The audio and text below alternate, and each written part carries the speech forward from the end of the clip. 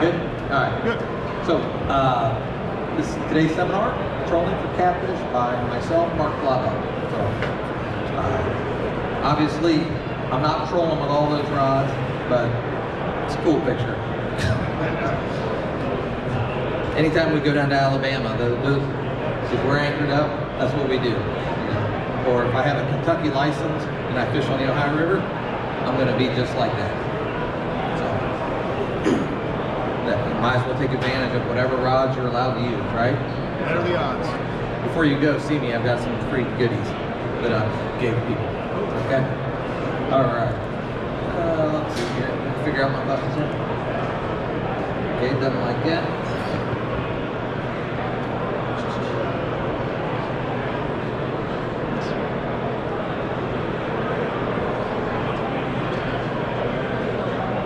Should be able to right-click that mouse. Yeah, I've got my mouse hooked up, but it's not.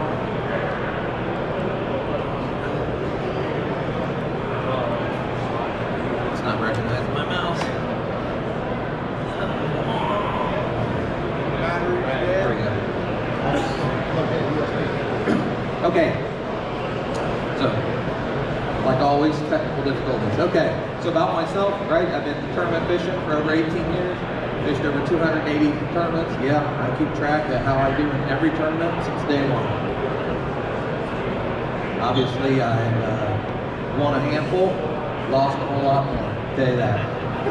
Let's see. I'm sponsored by B&M Poles, Vicious Line, Daiichi Hooks, Monster Rod Holders, Original Clear Boards, Never Snag Anchors, and Structure Snakes. And we'll talk a little bit about all that and how I use all of those things. Okay?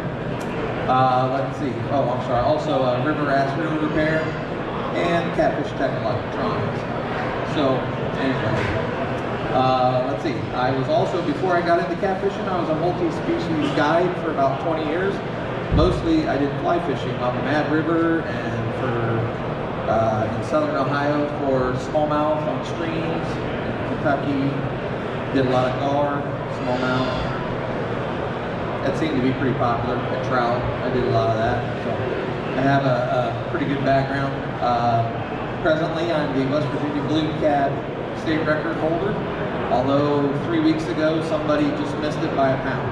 So those days are short-lived, but for the last 3 years, I've held that record. So that's kind of cool. Let's see. I've catfished in at least 14 states. I think I fished in 42 states. I used to travel for a job, so I always took a fly rod with me, and after work, right out, fish somewhere. Pretty cool. Let's see, presently I'm on the National Cabela's King Cat Tournament Circuit. I fish a lot of national tournaments. I fish a lot on the Ohio River. I fish locally for lakes with channel catfish. And I fish a lot Tennessee River, so that's going to be Watts Bar, Nick and Jack, Wheeler, Wilson, Gunnersville, all of those lakes. Fish the Mississippi River a handful of times every year. That's if you've never been on big water like that, it's a whole different story than the Ohio River. So it's kind of fun. Anyway, I attribute a lot of my success to the fact that I have fished a lot of places. Because locally, people do things different at every place. And you're always like, oh, what do I need to do to catch fish here? Well, I can try what I do at home. If that doesn't work, guess what? You better start figuring stuff out quick.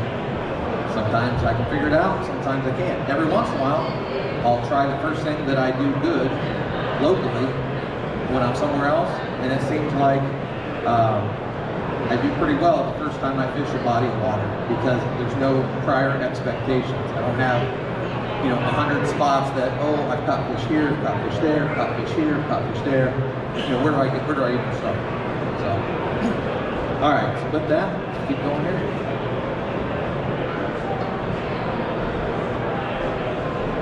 All right, we're going to talk about the benefits of trolling. So people think, oh, trolling for catfish. Well, that's crazy, right? You're like, why? Why would you do that? But anybody that's done much catfishing knows that channel catfish, flatheads, and blues are carnivores, and they're fish-eating machines, and they all chase bait. The fact that you have to cast out on the bottom and let it set. No, maybe for flatheads more so than the other two. Blues travel dozens of miles every day to find pods of fish to eat. And you know, here locally, even over here on Hoover Reservoir, where you guys have a pretty good Bluecat population, Shane here knows. Here today, tomorrow be the same exact day, weather-wise and everything, the fish are gone, right? They just follow fish. They're not easily patterned like channel catfish. Channel catfish, I know darn well that if I find them this week, I know for the next 4 or 6 weeks, as long as the weather doesn't drastically change, they're in the same place. And that's year-round for channel catfish. So, anyway, all right. So the benefit is you're always moving. You're bringing baits to the fish, right? I mean, that's a good way to go. If I'm, you know, my goal is to cover water. Okay, bass guys, right? Everybody watches bass shows, even though we don't bass fish or whatever. You watch those guys, man, they come up to a place, point, 10 casts, boom, put them away, go to the next place. What are they doing? Looking for active fish, right? They catch one, guess what? A few more casts with that same lure, they put that rod down, then they bring in something like a worm that's slower. Now that they've found some fish, they're going to target those fish a little less subtle, right? So covering water is the key. I can tell you a lot of times when I'm trolling, you know, I'm just going to go here for a mile that way, and as soon as I find a pot of fish, I'm going to slow down, turn around, put fresh bait on, and I'm going to drag through that area again, right? And then maybe the second drag's a half a mile, and then the third drag it's a quarter mile, right? Because I'm trying to figure out exactly where they're at. So, you know, it's a great opportunity by trolling. I talk about a 100-foot spread. Now that is based on how many rods you have out, how wide a spread you can get. So the most eye-opening fact that you can come up with is that in a tournament or on a day of fishing 8 hours, if I troll at half a mile an hour, 0.5, I'm covering 4 miles of water, right? In 4 miles of water, if my spread is 20 feet wide, or 30, or 40, 100 feet wide, think about how much of the bottom of the lake you just cover in 8 hours. I mean, you could just cover massive amounts. And planer boards allow you, by trolling, to spread those baits out and hold them out away from the boat. And that's what we're talking about. So that's the benefit. So if I think about it, I can go to any body of water and I can pretty much know that if I trolled 4 miles today, that you know, maybe I didn't catch fish, but I know darn well I was where there was some fish at. Okay? We can talk about finding the active fish, right? So, talk about that. When I talk about gridding in an entire area, let's say I'm on a big mud flat, and you know, it's 5 acres around, like all of these chairs. And I start over here, and I run a grid this way, and then I turn around, and then I go that way. And then I come this way. I can cover that 5-acre thing in 2 or 3 hours.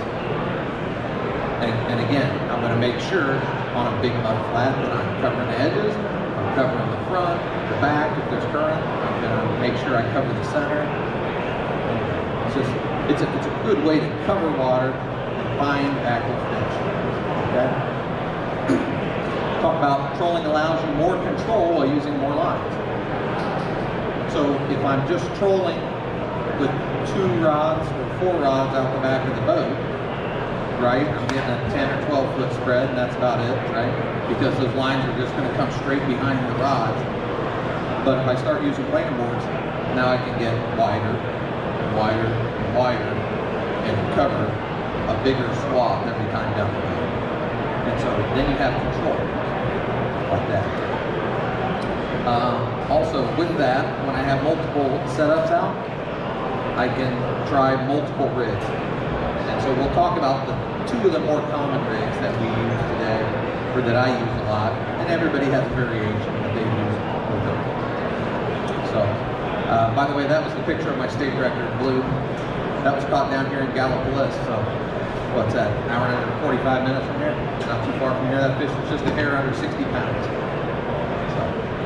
My partner Ryan, with the eyes closed.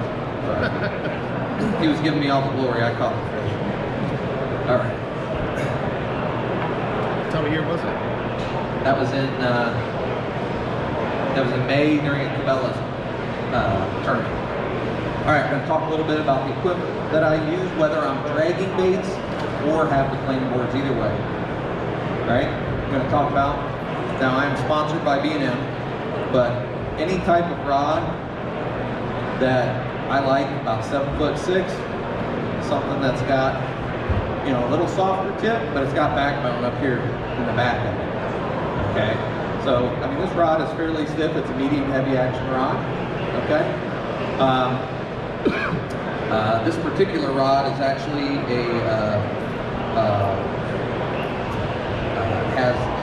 it's an E-glass rod instead of all graphite.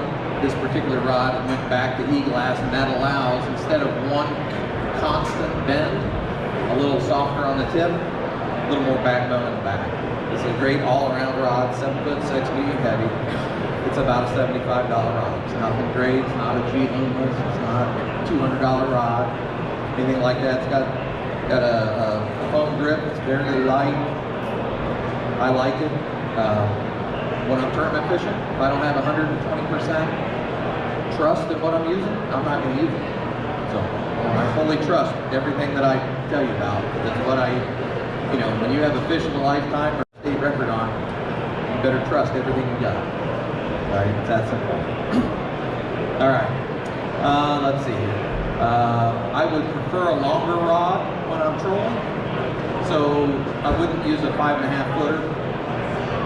You could use a 5.5 footer on a rod right behind the boat, but I like rods that angle out and have a little more length. I actually troll sometimes with 10-foot rods, and I put them on the corners, you know, stick them out further out. So talk about that. Okay.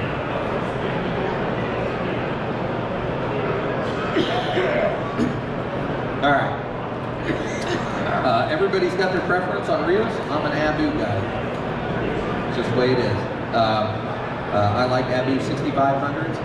For my channel catfish outfits, I use 5,000. Just a little smaller. I'm running lighter line. I have plenty of line capacity there. If I'm fishing for Bluecats, you know, I'm going to fish 30-pound test. We'll talk about that. Anyway, I would prefer a reel that's fully spooled. You know, you always have people show up on your boat and they got a reel and there's hardly any line on it. You're like, what do you plan to do with that? All that's going to do is give you more memory on the line, right? Everybody knows that the smaller the line gets on the reel, the more curly memory that you have on the line. So anyway, the key on the reel, smooth drag, right? Just something that doesn't stick. That sticks a little bit. These are due to be cleaned. But a smooth drag is going to be the key. Let's see here. A lot of people like line counters because they like to put a consistent amount of line out behind the planer boards. Me, not so much. I mix it up and I just throw one long. We'll talk a little bit about how I set things up, but you know, some people prefer, oh, I want baits 100 feet behind the boat, or that's where I caught it, and so a line counter will show you how far back. That's okay, to each his own. Now, if I'm fishing for channel catfish, I usually fish 20-pound line. If I'm fishing for blues or flatheads, I jump to 30-pound line. Okay. I prefer, when I'm trolling, mono over braid. Again, mileage may vary. Everybody has a different thought on that.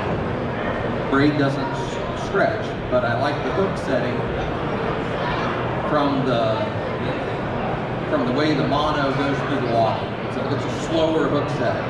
If you're using braid and a fish hits, I mean, that rod will be like, bam! And you're like, how did I not hook that fish? Where it's a little slower action. And I think it tends to, fish, when they grab the bait, they tend to hold on to it. I don't know, it's just my opinion. I've been doing this for 18 years. I like the mono better than the braid when I'm dragging or trolling baits. I prefer high-vis lines so that when I've got multiple lines out, like that first picture, I can see where they're in the water, so I have an idea. Or sometimes when I'm fighting the fish, I can see where he's coming, you know, where he's going left or right. Maybe I move some rods around to make room to fish. So With the Catfish, the high vis doesn't hurt anything. I usually use a clear leader. So, you know, this leader is going to be clear. Doesn't matter. For many years I use high vis leaders. I don't think it makes a difference for Catfish. And maybe bass or maybe in gin clear water, it might. But let's be realistic. How often are you in gin clear water when you catfish? Maybe. Okay. Talk about the diameter of the line right there on the bottom. So, rip my ear off. So the diameter of the line can play a part when I'm using planer boards, and we'll talk about that. Okay? So just keep that in the back of your mind and we'll talk about that. Alright. Okay. Now, how many of you guys have ever used planer boards somehow, some way for walleyes? Striper guys use them a lot. Musky guys it's starting to be a big fad for musky guys to use them now. It's always been a walleye. Go to Lake Erie, every charter up there, you know, will run planer boards. So Ohio on January 1st just made a change to one of their state laws, which has a little bit of effect, and that is now on Lake Erie and its tributaries and the Ohio River along Ohio and the counties that touch the Ohio River, you can now use 3 rods per person instead of 2. So that's a good thing. Yes. Now, so in the old days, right, you and your buddy go out, I can run 4 rods. I run 2 rods right off the back of the boat, and I angle on my rod holders out, 2 more rods. Maybe I don't need planer boards. But now that I've got 3 rods, if I have 2 people now, planer boards become integral to give me a little extra room, make my spread a little wider, cover a little more water, find some active fish faster, 0 minnows. Right? Tournament guy, that's what we do. Okay. Alright, so I have to be sponsored by the original clear board. These are very simple, very light. People are making their own planer boards, that's fine. You can spend a lot of money on planer boards. A lot of companies out there do it.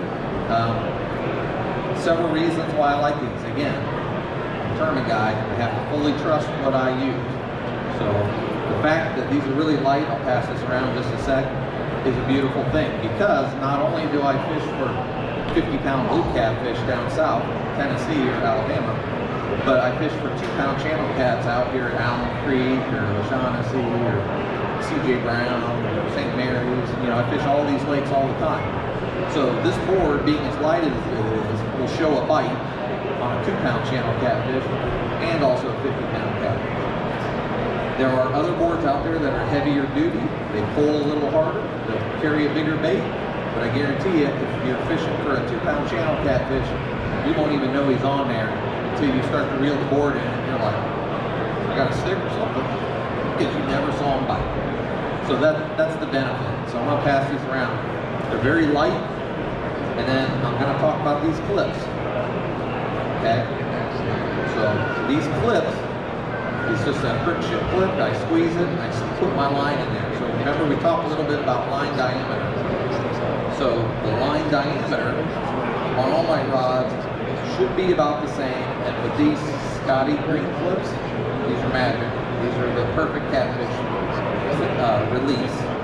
Okay. If you talk to walleye guys, they've got boxes of different types of releases that they use. They all have different tensions, different line, different everything. These pretty much work great, and we'll talk about this. And some of this gets a little hard to show, but we'll pass these around. Take a look at them. You can see very simple, very light, reasonable. I think they're about 60 bucks for a pair of them. Okay. So we're talking a little bit about the release clips. So people say, oh, that's white. I'm not going to see that on the water, right? Well, I can tell you that white board shows up pretty good, because the water is everything but white except when you're looking right into the sun. Any other time, that white shows up, that might as well be lime green. You can see it. They stick out great. You can see them out on the water. Shane, you know, right? What board do you use? Okay, what color are they? Yeah. Yeah, so then you admit you can see the whiteboard just as good. Yeah, people are always like, what? They're white, I can't see that. So, but you can see them very well as they're coming through the water. Okay? So, floatability is good. The size of the bait. Now, if I go to Alabama, I may use a skipjack head that's the size of my fist. I mean, that's a half-pound bait, right? It's a big bait, and I'm going to use maybe 4 or 5 ounces to hold it down. And that board has to have the ability to hold that bait up and at the same time pull it out. And so there are boards that are heavier duty and heavier and may pull a bigger bait out. But again, day in and day out for what I do, which is as much here locally for smaller fish and for big fish, these work perfect. All right. The other deal is there are times when you'll hit a snag and you're trying to break the line and finally you break the line and that board is just floating out there. You have to go back and get this. Pretty annoying, but it happens, and it's part of the game. But so with that, that's where it helps to be able to see that board when you're looking for it 10 minutes later, because you're like, oh, I'll just keep going, then I'll go back and look for it. So a lot of people put their names on them all the time. If you follow any of the Lake Erie message boards, it's always people like, oh, who's this guy with these initials? I found one of his planer boards floating around out of the lake. So, all right. So durability, that board I've been using hard for going on about 2.5 years. You can see, I mean, it shows a little wear and tear, but it works as good now as it has. So again, it's a product I fully trust. I know it holds up, no problem there. All right, now this 40X release float. I get so many questions on this. They're like, I have no idea how you would use that and why you would use this. So I want you to think about this. If I have lines out, let me go to the next slide. I think it will help. We'll come back on this. We'll talk about that. So we're talking about equipment that I use.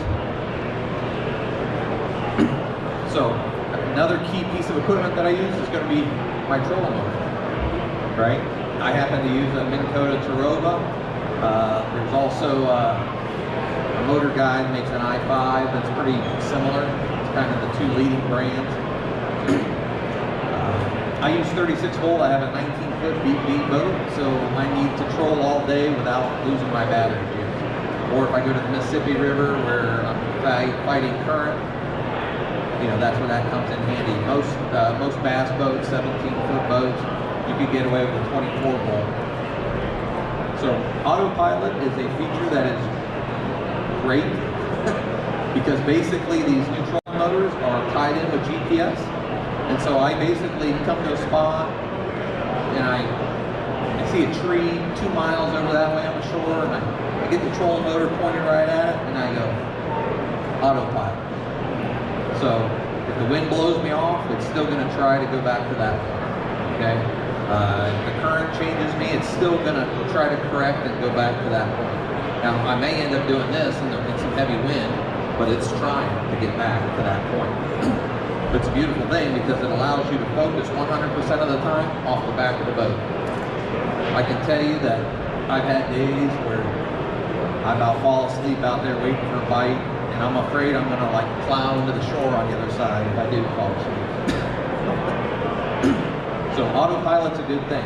Cruise control allows me to set the speed, which you can see in this picture. It shows, well, that shows the prop at 10, which is full speed.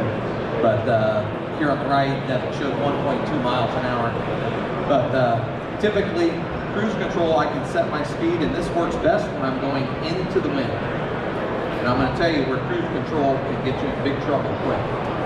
As long as I'm going into the wind and I have it set at 0.5 or half a mile an hour, that's a good standard speed. And I'm going, big gust hits me and it slows me down to about 0.1. And then it slowly picks back up, keeps going. So that's fine. Now, if I'm going downwind, right, wind's behind me and it's pushing the boat, maybe I've got some drift socks out there, if I set cruise control at 0.5 and a big gust pushes me at 0.6 or faster, trolling motor turns off. Next thing you know, boat's spinning sideways because trolling motor turned off because I'm already going 0.6. So it says, oh, just turn off until we slow down to 0.5. So you got to be careful using cruise control going down. Always use it going into the wind. And it's tricky because another thing is if a huge side gust blows you sideways at faster than 0.5 sideways, guess what? Trolling motor turns off again. So you got to be careful with cruise control. It's one of those things that sounds great on paper. In reality, there's a time and place for it. I don't normally use this. Bass guys, you know, will follow a contour line. So Minn Kota is tied to Hummingbird fish finders, some of the nicer ones, and you can link them together. And if you have a Lake Master or a Navionics map card on your fish finder, that trolling motor will follow that 18-foot deep contour line. So it's a cool feature. I don't use it for catfish typically. If I have a waypoint and I'm trying to get the boat back to a waypoint that I already have on my maps, I can, if I'm within about 200 feet, it will show me, oh, there's a waypoint up there, do you want me to go there, basically, and you can say go to waypoint, and that trolling motor will get you there, which is kind of cool. So I use that a lot. If I'm in current, anchor lock is a great tool because it basically uses the GPS in the trolling motor. And the newer ones have a 3-foot circle. So if the head of that trolling motor moves more than 3 feet, it corrects back to that spot, which is pretty cool. If you go back to trolling motors before late fall of 2018, they had a 12-foot circle. So technology is getting better. Everybody knows GPS, and GPS is military technology. And obviously for many, many years, they had it down to within inches that they can do. But what they released to the public sector, it used to be 30 feet. Then it was 12 feet. Now we're down to 3 feet. So as technology is going, you know, that technology has been there. It's just, can the public use it? So, anyway, all right, so that's good deal. Okay, I'm going to talk about my dragging weights that I use while I'm dragging my rigs. I'm going to pull these out, sir. And for you people that showed up, before you leave, come see me. I've got some free samples up here.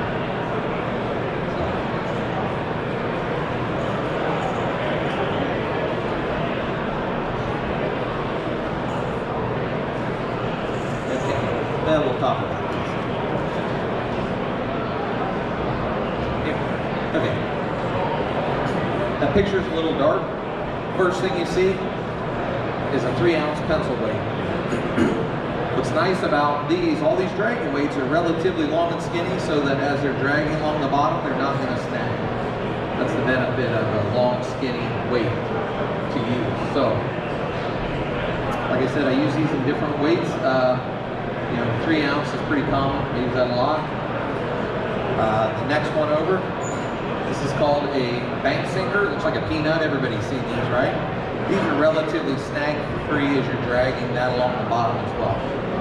No problem there. Next is a homemade version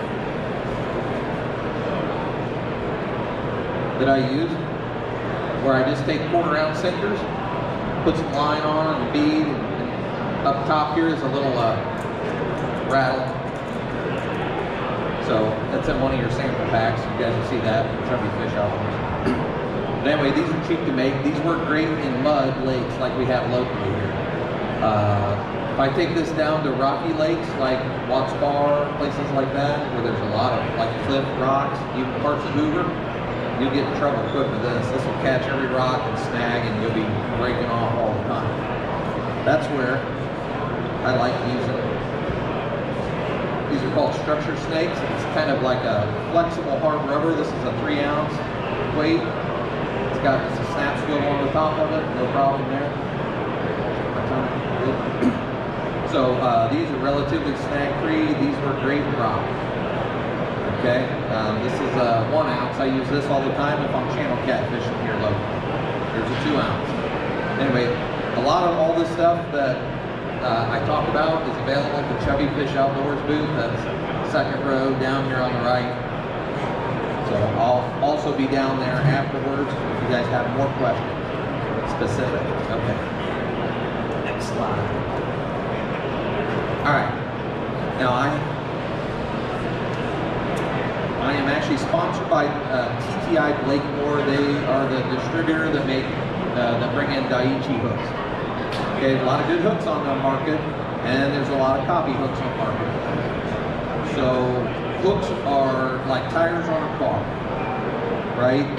You can get $39 tires on your car, but if you're like me, that's the single most important thing between you and the road. I tend to get better tires, right?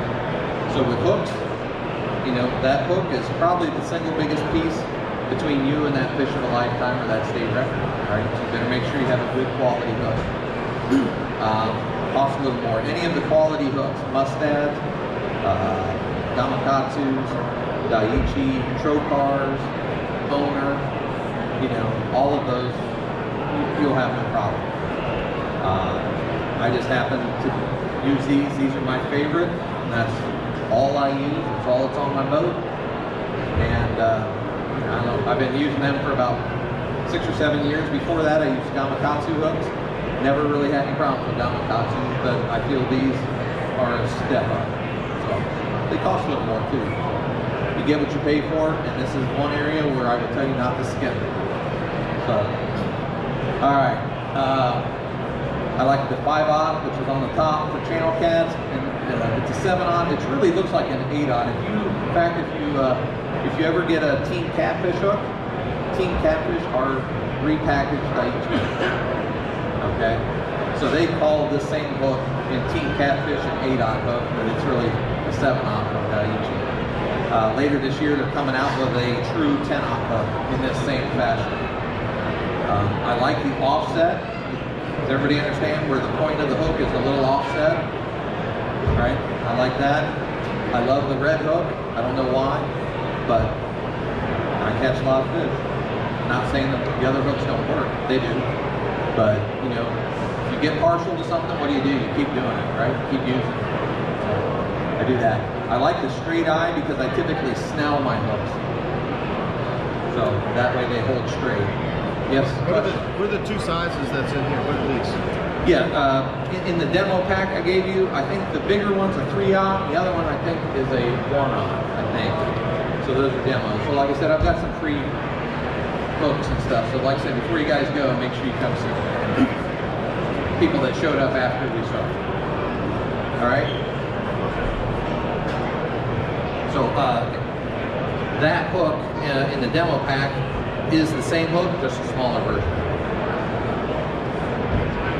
Okay, we're going to talk about rigs. Right? There's 2 very common rigs out there that people use. This one on the left is, a lot of times people call it a tight line, but I think the official term is a Kentucky rig. That is where I run my line to a swivel. I have a leader. I'll put multiple hooks on, and I'll take a weight.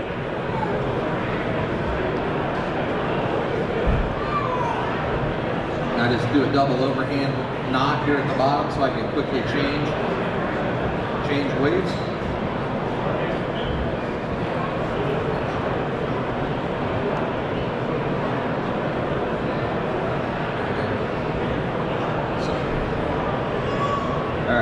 So basically, I have a weight, I have a hook that's 6 inches off the bottom, and I have another one that's about a foot higher than that.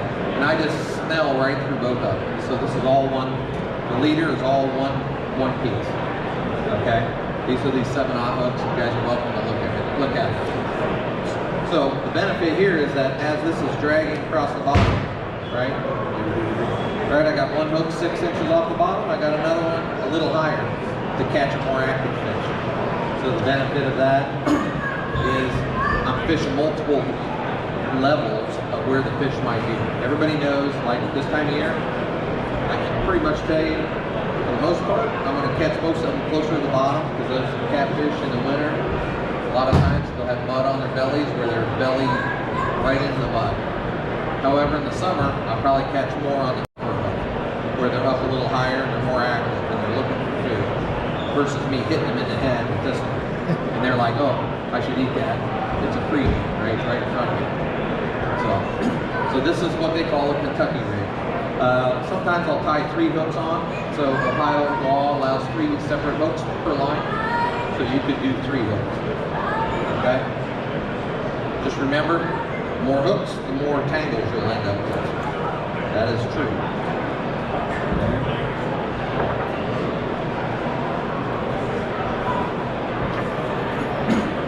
Okay, the next rig here is what's called a Santee rig or a Santee Cooper rig. Basically from Lake Santee Cooper, I imagine, is where this started. So I have to give some credit where it's due. But basically, and this is very common for catfish, right? Basically, my leader comes down, I have a sinker slide. That's also in one of your packs. This allows you to quickly change weights. That's what's handy of that. This goes to the bottom. And then I have a leader comes back to a peg float. And then I have a little rattle here, right? And rattle there. And then right to my hook. So as this is dragging along the bottom, this is holding my bait up about a foot off the bottom. Very common. I will tell you, if you're an anchored person and you fish out rivers, the most important thing you can do is use a peg float or a float of some type. Because what you have to remember is that in a river, you've got all these rocks on the bottom. And so if I have a rock the size of this chair, right, that water ramps up, the current ramps up over it, and then ramps back down. And so you have dead areas where there's no current. And that's where the catfish sit, right? But they need to smell something, see it come by, they'll come out from under a rock and they'll grab it. So if you anchor and you throw this out and this bait falls right to the bottom, guess what? There may not be any current there even though you're in current. So the key is get it up in the current, okay? Likewise, if you're ever fishing for flathead, like a live bluegill, peg float is almost instrumental because that bluegill, what's he gonna do? He'll swim to the bottom, find a rock, and he'll bury himself under it because he's not stupid, right? So if he has to fight this float, he'll swim down, he'll rest, that float pulls him back up. He swims down, right?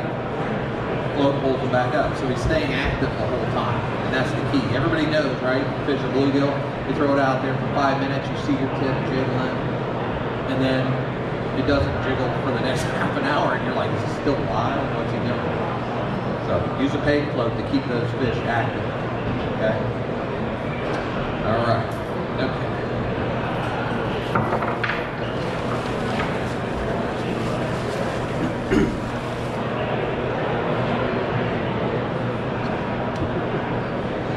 Okay, so we talked a lot about the planer boards and spreading boards out.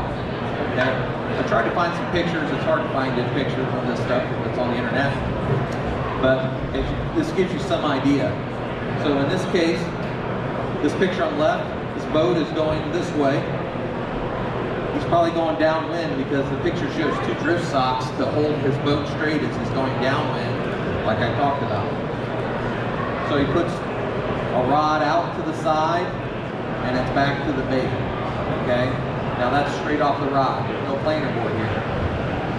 This other one, this planer board, when they're connected to the line, they pull those baits out, and they hold them out there using a triangular effect to hold them out. And that's the beauty of being able to spread them out. Now let's talk about this. I want to add, let's pretend that I've got 2 more rods right here going straight back, right? No planer board, just straight out the back. I always fish long lines out the back of the boat. When I say long lines, 100 yards. Send it, free spool for a couple minutes, half the spool gone, I engage it. People are like, why? Wow, that's crazy, why would you do that? You have to remember, when you're dragging baits on the bottom, the angle of that line going out, you know, if it's short, right? You're jagging, but you're really hopping. If the angle is like this. But the longer it is, the more I'm truly dragging on the bottom. So always mix up your length and how far back things are. And I can tell you, I catch less fish on these long lines, but at the end of the day, I catch more bigger fish on my long line. Another thing that I learned, I have a pond in my house and I feed catfish. I have blues and channels in my pond. I walk out on the deck and they're like, ooh, feed me. Right? You know, they go into this frenzy, I throw them pellets and they go crazy. And then, while they're all feeding, if I move my hand too fast like that, they disappear for about 10 seconds. Turn around, and then they come back. So catfish are very spooky. And so also, if I'm dragging and the boat goes right overhead of them, what do? They might be like, oh, I'm getting out, I don't know what that is. They come over here and then they're like, oh, I'm gonna go back now.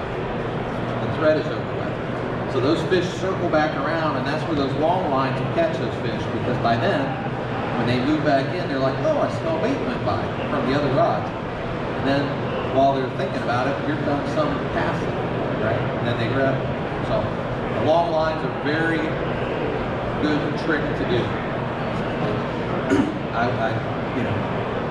It's just amazing. So a lot of times when I'm trolling and dragging for channel catfish up here in the spring when they're spawning, so in May and June, I'll be in the water this deep. My trolling motor's leaving a big mud trail.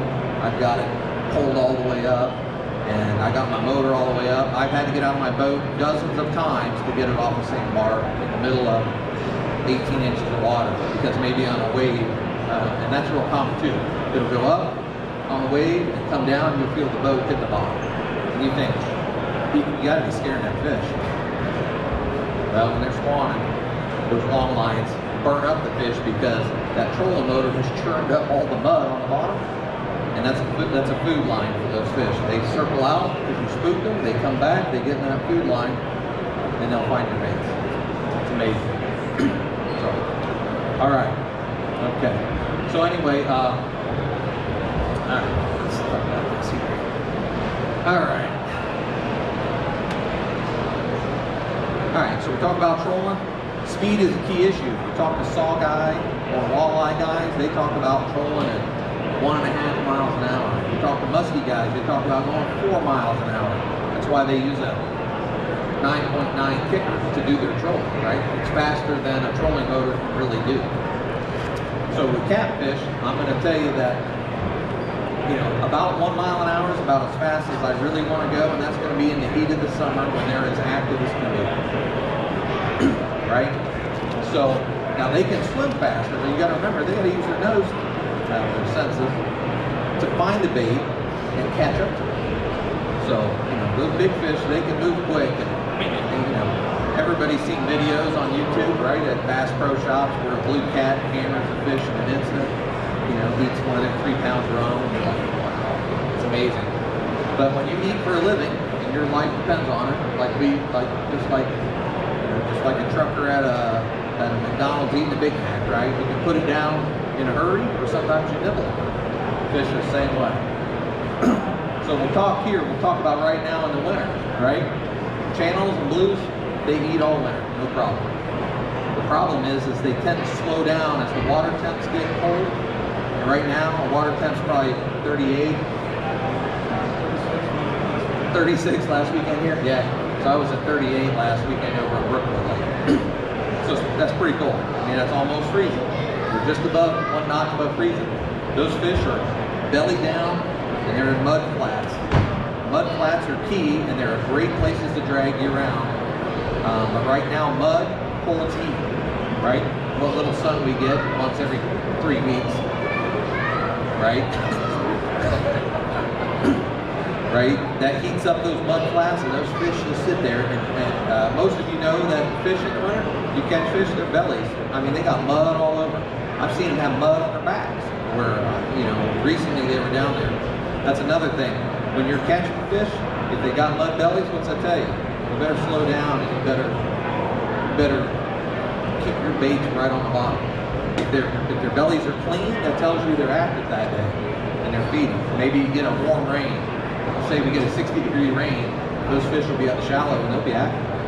They'll warm up and they'll be chasing. Okay, so typically 0.2 and 0.3 miles an hour in the winter. In the spring, I slowly start picking it up. That's when water gets above about 43, 44 degrees, up to about 55. Once I get above about 55 to 60 degrees, then I'll start trolling at 0.5. 0.5 is a good average speed. If I'm in a tournament, I'm going to troll. Remember how we talked about trolling? How I said, oh, if I troll 4 miles at half a mile an hour in an 8-hour day, if I can go 1 mile an hour, right, in an 8-hour day, now I can go 8 miles. So in a tournament, the first thing I do is I start trolling faster, looking for active fish to find out how active they are.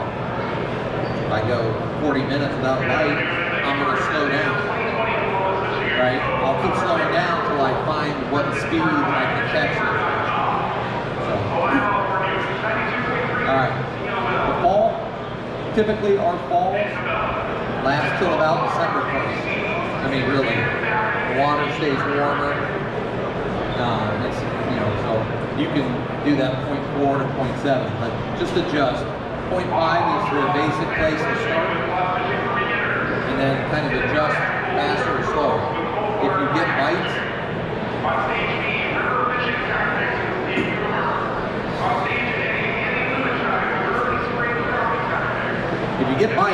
where the rod is like, and you're not hooking those fish, and they're nipping on it, and they don't come back and stay on it, slow down, right?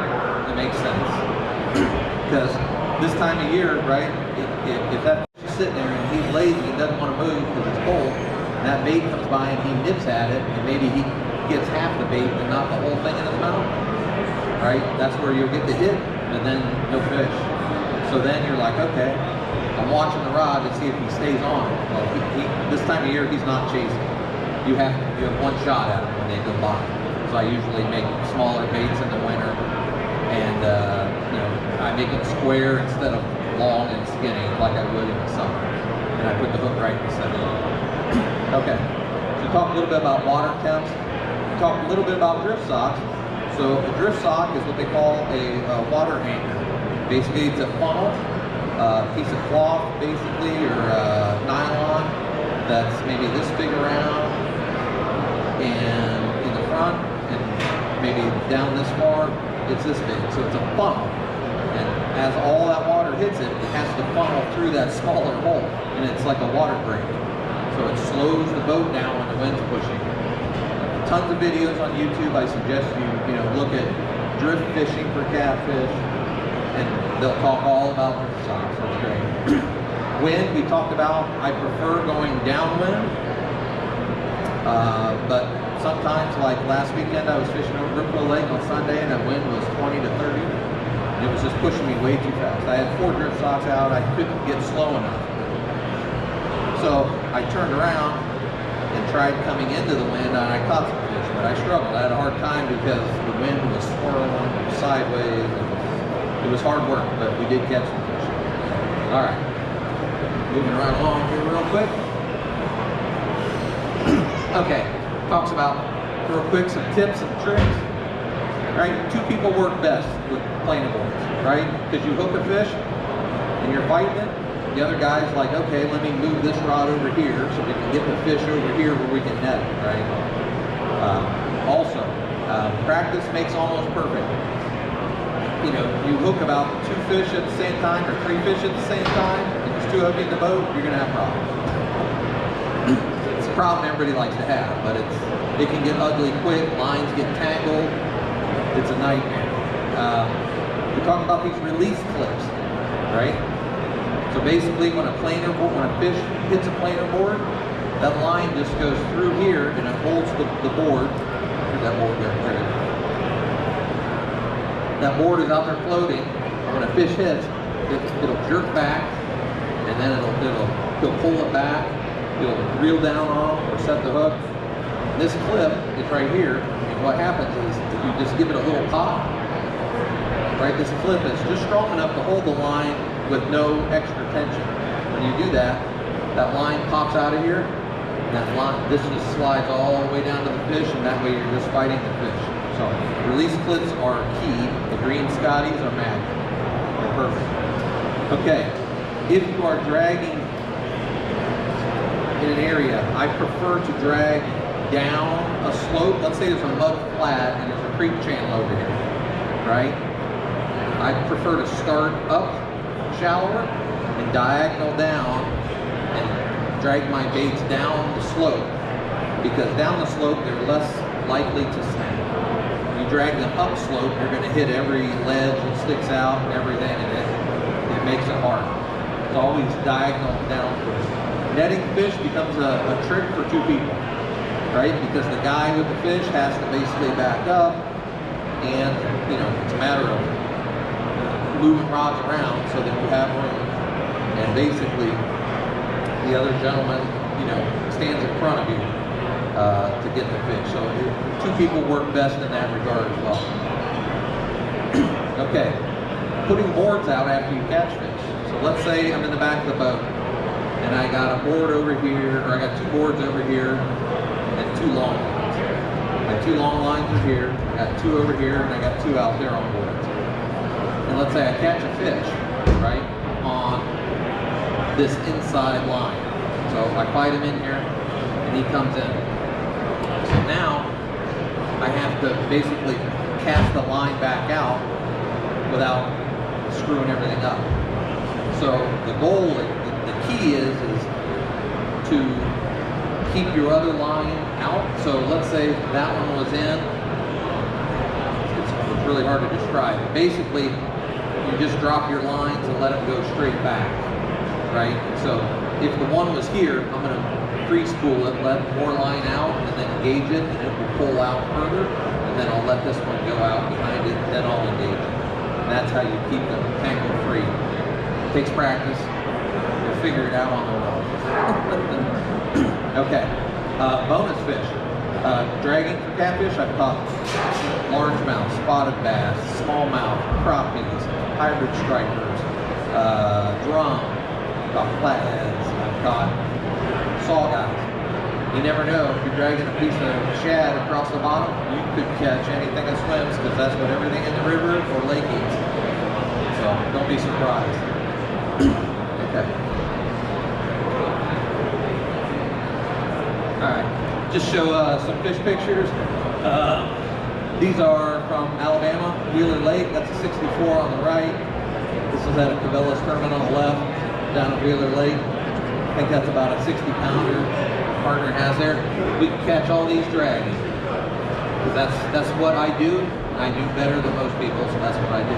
That's my preferred tactic. This Mississippi River here on the left. This is on the right. I think that was Paducah on the Ohio River. Had some good fish down there. All right, channel catfish. Here you go. Channels on the left. There's two on the right. Shane, I think you were there that day. That was one of the Hoover tournaments. Didn't catch any blues, but I had two 10-pound channel cats that day. So. All right, whoops. Go back here real quick. All right, so just again, just to recap, talked about my sponsors. I want to give them some due. B&M poles, original clear bores, vicious line, Daiichi world sharpness hooks, structure snakes. I use Monster rod holders. Catfish Tech is my electronics supplier. Never snag anchors. He has a booth back here. I use an extreme bait tank at times. Have a couple other sponsors as well, but those are the main ones, and obviously they help me do what I do. So I appreciate that. All right, we're going to try to wrap it up here pretty quick. Any questions? Ask away. I got a question right here. Good question. The question is, do I ever pull baits suspended, not dragging? I do not, but I have some friends who do very well at that. Again, I do what I do best. So, you know, there's a time and a place. Steve Douglas does a lot of that, and a few other people I know that do very well at that. So, good question. But yes, you can do that, absolutely. You just have to adjust your weights and things accordingly. Any other questions? Hey Mark, you want to tell me? I got one up here, I'm sorry. Do you ever use demon bags? Do I ever use demon dragons? Alright. So, instead of a peg float, the question is, do I ever use demon dragons? So these are basically topwater plugs that have lots of rattles in them. So when I'm dragging, if I'm not using those small rattles, the small inline rattles, which is in that bonus pack, I'm using, this is the Chubby Knocker, it's their version of the same thing. Dragon Shads, Indiana Shads by Josh Disman, he has some as well.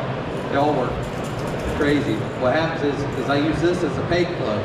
So as this is bouncing, you know, it's wiggling. And I put it right in front of my bait. My bait's right here. So I have a bunch of teeth marks on them from big Bluecats, so they'll hit these. So make sure you keep them close to your baits. Yes, Roger. I can tell if anybody wants this footage or your old footage, Muskrat Adventures, they forget or they want to forget what makes us all today. So Roger here, he's filming this, so this will be out on YouTube under what's the Muskrat Adventures. What is it? Muskrat Adventures. Muskrat Adventures. So that's available. So, all right. Anybody that showed up late here, I will be at the Chubby Fish Outdoors booth, which is over 2 rows down on the right. I'm helping them. They're one of my sponsors, obviously. A lot of these things are available there. I have more questions. Any people that showed up late, I have a few free samples up here. Come help yourself. Thank you.